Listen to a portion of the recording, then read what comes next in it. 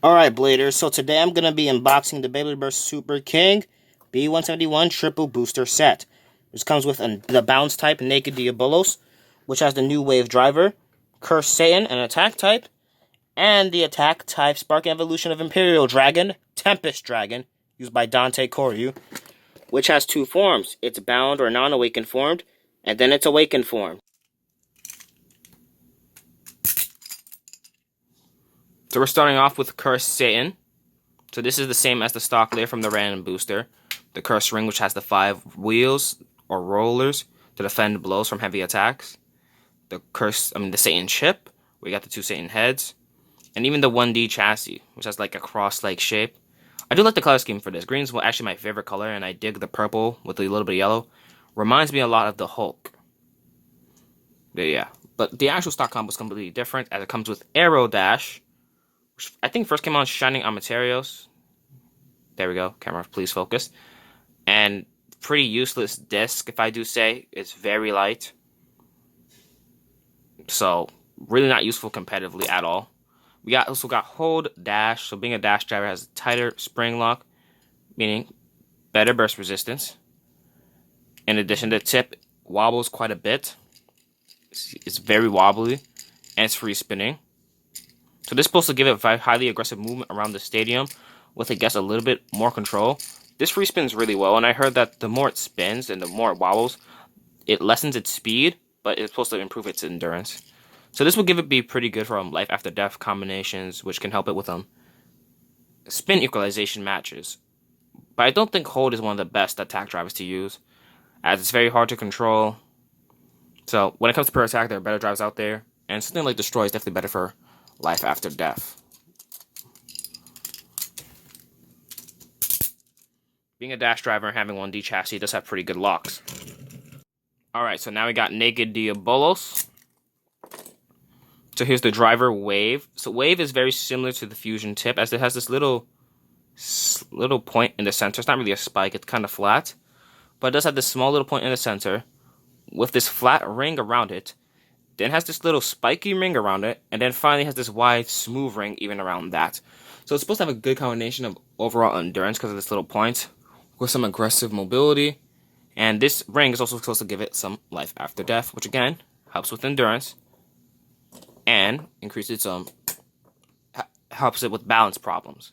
So we got the 11 disc as well, which is really bad, as it's pretty darn light. First came out on Z Achilles. I don't know why this doesn't even have a frame. At least they could give it a frame, but nope, for some odd reason. And got the layer, Naked Diabolos. So we got the Naked layer base.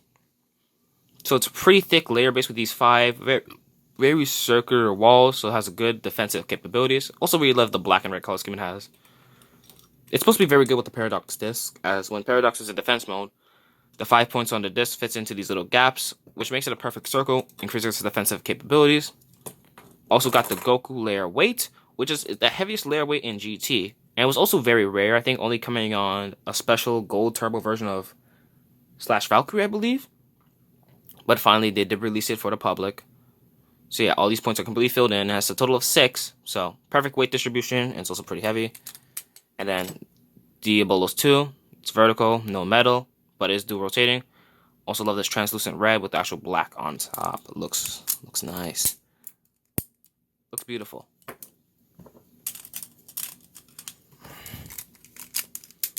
As for clicks, not super strong, pretty weak. And then finally, we got Tempest Dragon. So we got Charge Metal. So this is like the original Charged Performance tip, except it's all made of metal. The tip is made of metal. It's a metal hole flat, actually. So the metal and the fact that it has a hole in the side does reduce its aggressiveness, giving it more endurance. But again, it still has decent speed, I guess. And it's overall the heaviest driver in the game. In fact, it's because of this tip that Tempest Dragon is the heaviest stock combo Sparking Bay, weighing a total of 77 grams. Weighing twice as much as Rage Longinus, which is kind of crazy, actually. Also just realized that the metal design on this is a little different from the original Charge.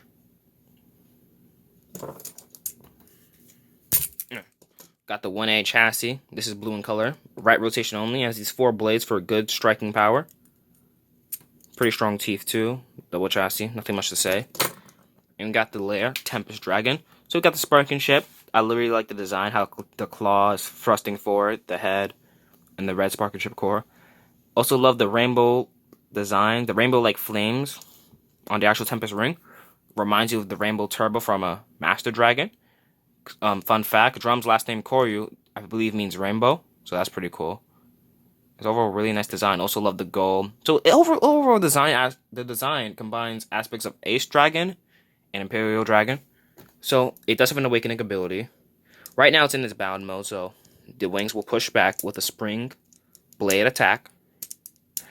And these blades can also be pushed back. And if they're not pushed back all the way, it actually gives us like a double bound attack, which is really cool. But if you do push it all the way, click, that's when it's awakened. So it stick out all the way. Ow.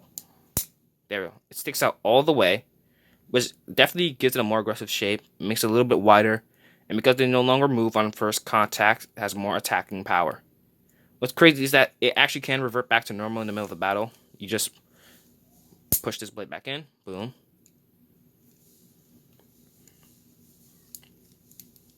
And boom. Also, interestingly, as long as you launch it really hard, like with the sparking launcher, it will awaken. So you don't even have it to awaken it in the middle of the battle, like Imperial Dragon. It will just awaken it by itself, as long as you launch hard.